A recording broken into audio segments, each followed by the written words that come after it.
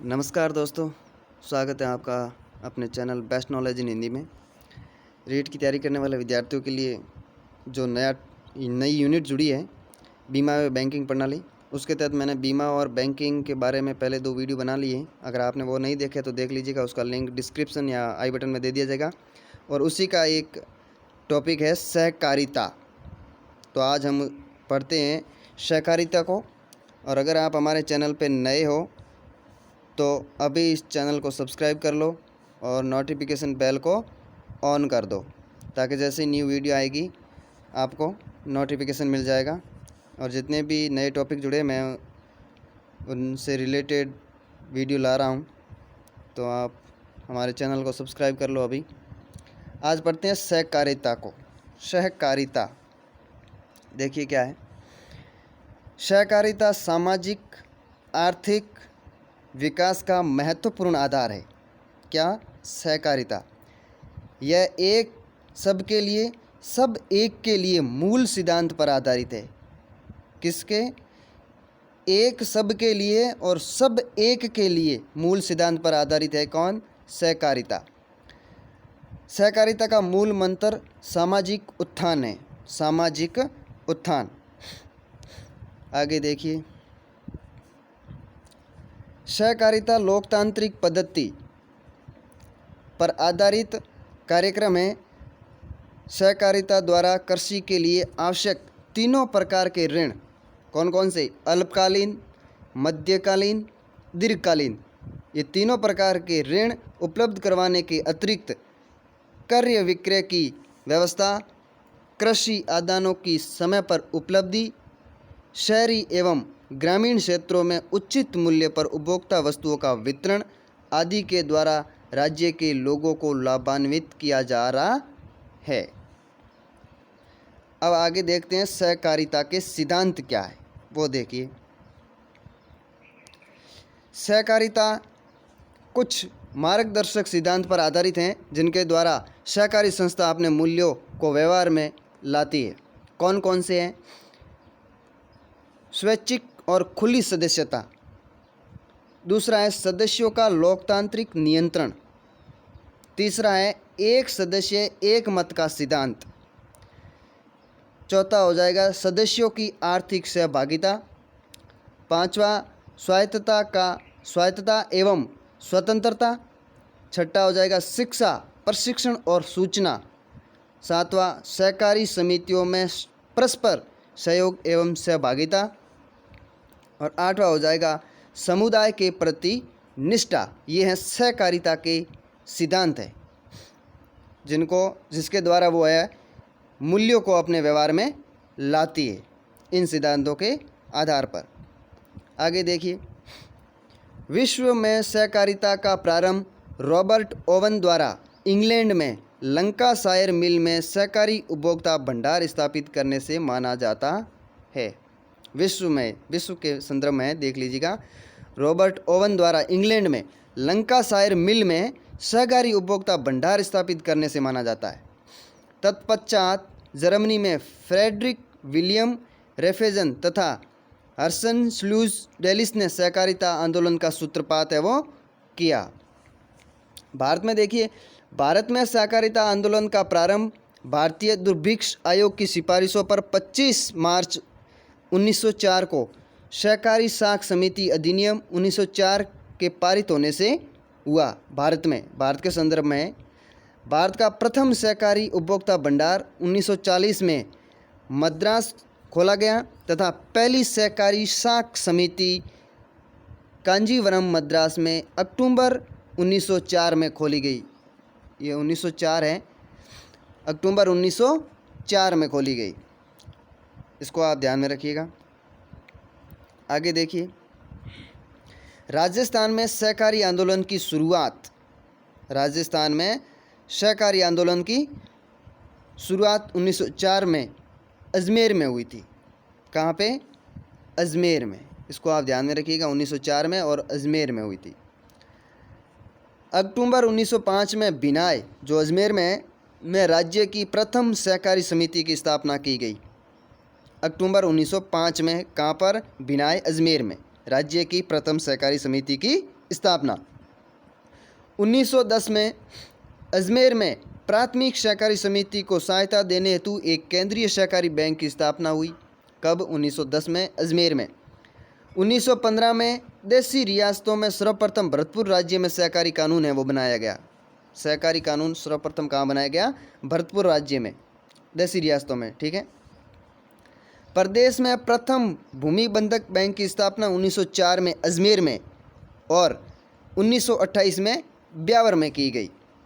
इसको आप ध्यान में रखिएगा। प्रदेश में प्रथम भूमि बैंक बंधक बैंक की स्थापना है वो 1924 में अजमेर में हुई है और दूसरी हुई है वो 1928 में ब्यावर में। 1953 में विभिन्न सरकारी कानूनों में एकरूपता के उद्देश्य से राजस्थान सहकारी समितियां अधिनियम पारित किया गया। कब? 1953 में। 2 अक्टूबर 1965 से नया सहकारी अधिनियम लागू किया गया। 2 अक्टूबर 1965 से नया सहकारी अधिनियम लागू किया गया। वर्तमान में 14 नवंबर 2002 को नया सहकारी अधिनियम 2001 लागू किया गया है। वर्तमान में पूछे तो 14 नवंबर 2002 को नया सहकारी अधिनियम 2001 लागू किया गया है। ठीक है, आगे देखिए। सहकारी समितियां किसी भी आर्थिक कार्य के लिए 10 या अधिक व्यक्ति मिलकर एक समय में समूह बना लेते हैं, जिसे सहकारी समिति कहते हैं। समूह है, ठीक है, यहाँ है नहीं, कट गया, लेकिन समूह है। किसी भी आर्थिक कार्य के लिए 10 या अधिक व्यक्ति मिलकर एक समूह बना लेते हैं, जिसे क्या कहते हैं? सहकारी समिति कहते हैं। राजस्थान में सहकारिता की त्रिस्तरीय या द्विस्तरीय व्यवस्था है। सहकारी समितियां सहकारिता के ढांचे में सबसे निचले स्तर पर, प्राथमिक स्तर पर होती हैं। क्या? सहकारी समितियां। आगे देखिए। कार्यों के आधार पर गठित विभिन्न सहकारी समितियां निम्न प्रकार है। कौन कौन सी है देख लीजिए। पहली हो जाएगी अल्पकालीन व मध्यकालीन शाख उपलब्ध कराने हेतु प्राथमिक कृषि सहकारी शाख समितियां। इसके बारे में देख लीजिए थोड़ा। राजस्थान में अल्पकालीन व मध्यकालीन ऋण उपलब्ध कराने के लिए शीर्ष स्तर पर राजस्थान राज्य सहकारी बैंक लिमिटेड जयपुर 14 अक्टूबर 1953 से कार्यरत है। कहाँ पे हैं? जयपुर में 14 अक्टूबर 1953 से। जिला स्तर पर राज्य में 31 केंद्रीय सहकारी बैंक कार्यरत है। जिला स्तर पर कितने हैं? 31 सहकारी बैंक है। आगे देखिए दूसरी, दीर्घकालीन सहकारी शाख समितियां। राज्य में कृषि उत्पादन बढ़ाने हेतु उन्नत कृषि यंत्रों, वैज्ञानिक तकनीकी के उपयोग और सिंचाई साधनों के विस्तार एवं बेहतर जल प्रबंधन व विविध संबंध कार्यों हेतु सरकारी भूमि विकास बैंकों द्वारा दीर्घकालीन सहकारी शाख सुविधाएं दीर्घकालीन सहकारी शाख समितियों के माध्यम से उपलब्ध कराई जा रही है। प्रदेश में प्रथम भूमि बैंक बंधक बैंक की स्थापना 1924 अजमेर में हुई है और 1928 में ब्यावर में। यह आपको मैंने पहले ही बता दिया है। शीर्ष स्तर पर राजस्थान राज्य सहकारी भूमि विकास बैंक की स्थापना 26 मार्च 1957 को जयपुर में की गई। जिला स्तर पर 36 प्राथमिक सहकारी भूमि विकास बैंक कार्यरत है। इसको आप ध्यान में रखिएगा। राजस्थान राज्य सहकारी भूमि विकास बैंक की स्थापना कब की गई है? 26 मार्च 1957 को जयपुर में। और जिला स्तर पर 36 प्राथमिक सहकारी भूमि विकास बैंक कार्यरत है। आगे देखिए, विपणन सहकारी समितियां।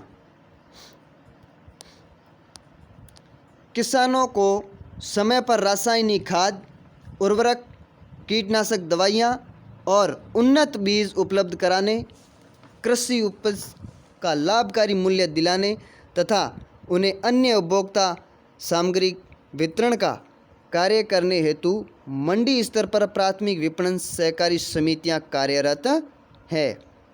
राजस्थान राज्य सहकारी क्रय विक्रय संघ प्राथमिक विपणन सहकारी समितियों की शीर्ष संस्था है, जिसकी स्थापना 26 नवंबर 1957 को जयपुर में की गई। राजफेड द्वारा जयपुर में पशु आहार फैक्ट्री का संचालन भी किया जा रहा है। इसको भी आप ध्यान में रखिएगा। उपभोक्ता सहकारी समितियां, ये देख लीजिए इसके बारे में। यह समितियां उपभोक्ताओं को उचित मूल्य पर अच्छी किस्म की दैनिक उपयोग की विभिन्न उपभोक्ता वस्तुएं उपलब्ध कराती है। ये समितियां क्या करती हैं? उपभोक्ताओं को अच्छे मूल्य पर, उचित मूल्य मतलब है अच्छे मूल्य पर अच्छी किस्म की जो हमारे दैनिक जीवन की नित्य उपयोग में आने वाली वस्तुएं हैं उनको उपलब्ध करवाती है। राज्य में उपभोक्ता सहकारिता आंदोलन का प्रारंभ अजमेर में 1919 ईस्वी में रेलवे कर्मचारियों द्वारा किया गया। उपभोक्ता सहकारिता की शीर्ष संस्था राजस्थान राज्य उपभोक्ता सहकारी संघ है, जिसकी स्थापना कब की गई है? 27 मार्च 1967 को जयपुर में की गई है। इसको आप ध्यान में रख लीजिएगा, जो मेन पॉइंट है उनको आप ध्यान में रखिएगा। आवाज़ सहकारी समितियाँ, आवाज़ नहीं है, यह आवास है, ठीक है। आवास सहकारी समितियाँ, गृह निर्माण या आवास सहकारी समितियाँ उनके सदस्यों को आवास निर्माण, क्रय या विस्तार हेतु दीर्घकालीन ऋण उपलब्ध कराती है तथा सुनियोजित आवासीय कॉलोनियों का निर्माण कर रखियों को सस्ती दर पर मकान उपलब्ध करवाती है। राज्य में राजस्थान राज्य सहकारी आवास संघ लिमिटेड की स्थापना दिसंबर 1970 में गृह निर्माण सहकारी समितियों की शीर्ष संस्था के रूप में जयपुर में की गई। कब? दिसंबर 1970 में और जयपुर में की गई। महिला सहकारी समितियां सहकारिता के माध्यम से ग्रामीण महिलाओं के आर्थिक विकास द्वारा उनके सामाजिक स्तर को सन्मुख कर महिला सशक्तिकरण के उद्देश्य से महिला सहकारी समितियों का गठन किया गया, जो महिलाओं के लिए महिलाओं के द्वारा के सिद्धांत पर संचालित की जा रही है। आगे देखिए, अपना बचत घर योजना, जिसको महिला मिनी बैंक भी कहते हैं। इसमें महिला ग्राम सेवा सहकारी समितियों को मिनी बैंक के रूप में विकसित किया जाता है, जिसमें सदस्य महिलाएं अपनी छोटी छोटी बचत होती हैं उसको जमा करती हैं तथा आवश्यकता अनुसार जो उनमें सदस्य शामिल होते हैं उनको ऋण सुविधाएं प्रदान करती है, जिसको आवश्यकता होती है उनको ऋण देती है। इस योजना की शुरुआत 17 जनवरी 2001 को जालोर के आकोली ग्राम में हुई और वर्तमान में राज्य में 40 महिला मिनी बैंक कार्यरत है। महिला नागरिक सहकारी बैंक, इसको देखिए, राज्य में 6 महिला नागरिक सहकारी बैंक उदयपुर, जयपुर, कोटा, भीलवाड़ा में स्थित है। राज्य का प्रथम महिला नागरिक सहकारी बैंक जयपुर में राजपूताना महिला नागरिक सहकारी बैंक के नाम से 30 अगस्त 1995 को गठित किया गया। महिला नागरिक सहकारी बैंक महिलाओं के लिए महिलाओं द्वारा संचालित नागरिक बैंक है। आगे देखिए, महिला दुग्ध उत्पादक सहकारी समिति, महिलाओं को स्वरोजगार के माध्यम से उनके आर्थिक सशक्तिकरण हेतु गठित इन समितियों द्वारा दुग्ध संग्रहण एवं दुग्ध उत्पाद विक्रय का कार्य तथा पशु आहार व चारा विक्रय का कार्य किया जा रहा है। किसके द्वारा? महिला दुग्ध उत्पादक सहकारी समिति के द्वारा। फिर देखिए, प्राथमिक दुग्ध उत्पादक सहकारी समितियां ग्रामीण क्षेत्रों में दुग्ध उत्पादकों को दूध का उचित मूल्य दिलवाने तथा उपभोक्ताओं को शुद्ध एवं स्वास्थ्य प्रद्युमन वेद्य पदार्थों को उचित मूल्य पर उपलब्ध कराने हेतु ग्राम स्तर पर प्राथमिक दुग्ध उत्पादक सहकारी समितियां कार्यरत है।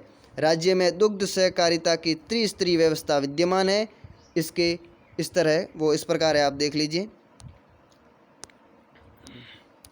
पहला हो जाएगा शीर्ष स्तर, जिसमें आएगा राजस्थान सहकारी डेयरी फेडरेशन। राज्य के पशुपालकों को उनके दूध का उचित मूल्य दिलाने में उपभोक्ताओं को शुद्ध दूध उपलब्ध कराने हेतु शीर्ष संस्था के रूप में 1977 में स्थापित है। कहाँ? राजस्थान सहकारी डेयरी फेडरेशन। राज्य में दुग्ध विकास कार्यक्रम के संचालन का दायित्व है वो भी इसी पर है। दूसरे नंबर पर हो जाएगी जिला स्तर, जिला दुग्ध उत्पादक संघ। ग्रामीण अंचल में डेयरी परियोजना की सुनिश्चित की अनुमति हेतु जिला स्तर पर दुग्ध उत्पादक संघ स्थापित किए गए। राज्य में 21 जिला दुग्ध उत्पादक संघ हैं। कितने? 21, जो RCDF से संबंध है। किससे? RCDF मतलब राजस्थान सहकारी डेयरी फेडरेशन से। यह प्राथमिक दुग्ध उत्पादक सहकारी समितियों से दुग्ध संकलित कर उसका विक्रय करते हैं एवं दुग्ध तथा उसके उत्पादों का विपणन करते हैं। तीसरा, ग्रामीण स्तर पर प्राथमिक दुग्ध उत्पादक समितियां दुग्ध का संकलन कर जिला दुग्ध संघ को भेजती है। फिर देखिए सहकारी साख एवं बचत समिति या सहकारी बैंक। यह समितियां सहकारिता के आधार पर स्थानीय स्तर पर वाणिज्यिक बैंक का कार्य करती हैं। कौन सी? सहकारी साख एवं बचत समिति या सहकारी बैंक। ये जमाए स्वीकार करती हैं व साख प्रदान करती है। फिर देखिए माल संवार सहकारी समिति। यह समितियां समिति स्तर पर उत्पादन एवं प्रसंस्करण का कार्य करती हैं, जैसे सहकारी गन्ना मिल, सहकारी तेल मिल, बुनकर सहकारी समिति आदि। आगे देखिए ग्राम सेवा सहकारी समिति। यह एक बहुउद्देशीय सहकारी समिति है जो अपने सदस्यों के सभी आर्थिक हितों को पूरा करती है। ये समितियां किसानों को ऋण, उन्नत बीज, खाद, कृषि उपकरण तथा दैनिक आवश्यकताओं की विभिन्न वस्तुएं उपलब्ध करवाती है। इससे किसानों की आमदनी बढ़ी है तथा वे सेठ साहूकारों के चुंगल से मुक्त हुए हैं। ये समितियां किसानों की उपज को सुरक्षित रखने एवं उचित मूल्य पर बिकवाने की व्यवस्था भी करती हैं। कौन सी? ग्राम सेवा सहकारी समिति। झुंझुनू के कुल हरियावास में राज्य का ग्रामीण क्षेत्र का पहला सहकारी उपहार सुपरमार्केट शुरू किया गया है। ये कुलहरिया नहीं है, कुलहरियावास है, कुलहरियावास। ठीक है, इसको ध्यान में रखिएगा। सहकारी समितियों का महत्व। अब देख लीजिए सहकारी समितियों का महत्व क्या है।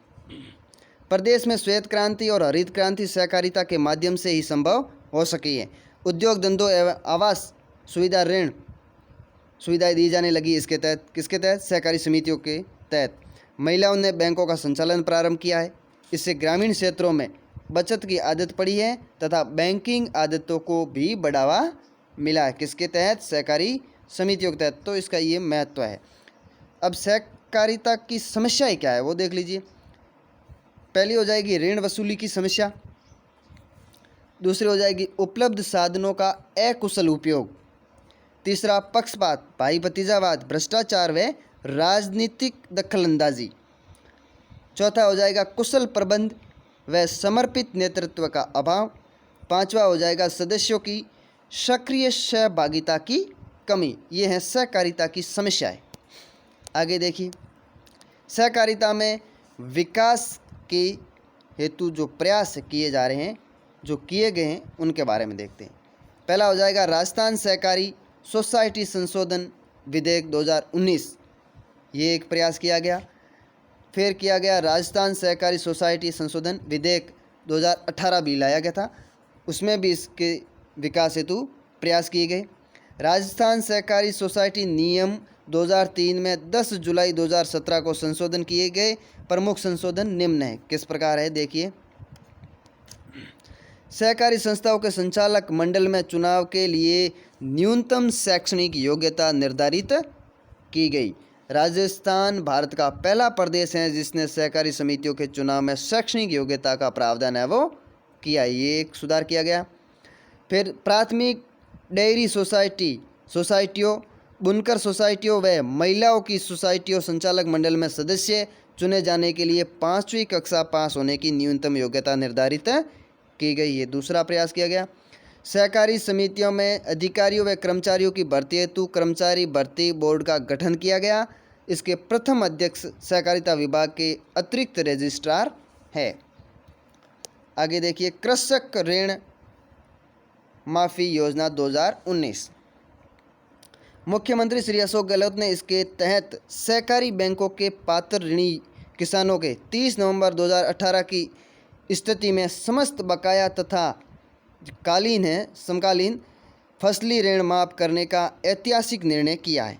इस निर्णय के आदेश 19 दिसंबर 2018 को जारी किए गए।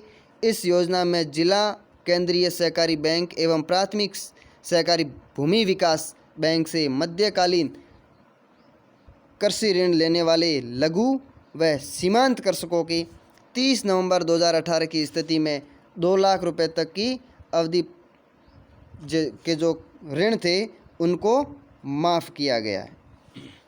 फिर देखिए लघु सीमांत कृषक सेवा पोर्टल।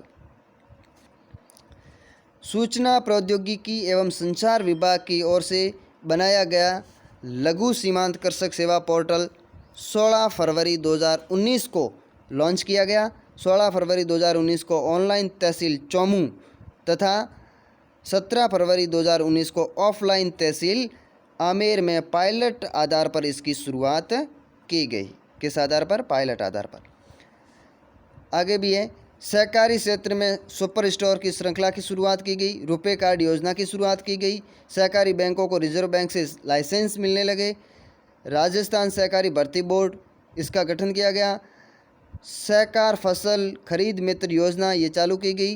राजस्थान राज्य कृषक ऋण राहत आयोग, राजस्थान सरकार किसान कल्याण योजना, राज्य सरकार व्यक्तिगत दुर्घटना बीमा, सरकार जीवन बीमा सुरक्षा योजना, सहकारी किसान कल्याण योजना, महिला विकास ऋण योजना। आगे शैक्षणिक संस्थान ऋण योजना और उच्च शिक्षा ऋण योजना, मुख्यमंत्री जल धारा योजनाएं ये चलाई गई। इसको आप ध्यान में रखिएगा। चलिए आगे, नवीनतम सहकार कार्यक्रम व योजनाएं जो नवीनतम अभी चलाए जा रहे हैं वो ऋण रहन उपज ऋण जो है उसके बारे में देखिए। 1 जून 2020 को सभी जिलों में ग्राम सेवा सहकारी समितियों ने किसानों को रहन ऋण वितरण कर उपज ऋण योजना का शुभारंभ किया गया। कोविड-19 महामारी के दौर में किसानों को कम दामों पर फसल नहीं बेचनी पड़े, इसके लिए राजस्थान के मुख्यमंत्री ने 3% ब्याज दर पर उपज ऋण देने का फैसला किया। इस योजना के तहत 5500 ग्राम सेवा सहकारी समितियों के सदस्य लघु एवं सीमांत किसानों को 1.5 लाख तथा बड़े किसानों को 3 लाख रहन ऋण के रूप में मिलेंगे। फिर देखिए 100 कस्टम हायरिंग केंद्रों की स्थापना की गई। बजट घोषणा 2020-21 के क्रम में रजिस्ट्रार सहकारी समितियां राजस्थान सरकार के आदेश दिनांक 22 अप्रैल 2020 के अनुसार प्रदेश में किसानों को किराए पर खेती संबंधी यंत्र उपलब्ध करवाने के लिए क्रय विक्रय सहकारी समितियों ग्राम सेवा सहकारी समितियों के माध्यम से 100 कस्टम हायरिंग सेंटर की स्थापना है वो की जाएगी। आगे देखिए, निजी गौण मंडियां घोषित।